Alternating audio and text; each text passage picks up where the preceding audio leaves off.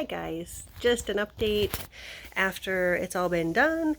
I've watered everything and I've done a little bit of weeding, but I actually left a little bit because I thought it might be more fun if anybody who's watching this and wanted to come and join me and do some weeding.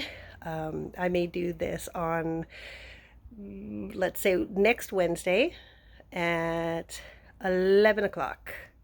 That's when we're going to do this, okay? So I've already checked with our principal and she says that it's okay. So if you would like to join me and do some weeding and gARTening, some gardening and art, I will bring some art supplies and we can just draw pictures or weed or just hang out for an hour or two if you're not doing anything and you're just looking for something to do in the summer.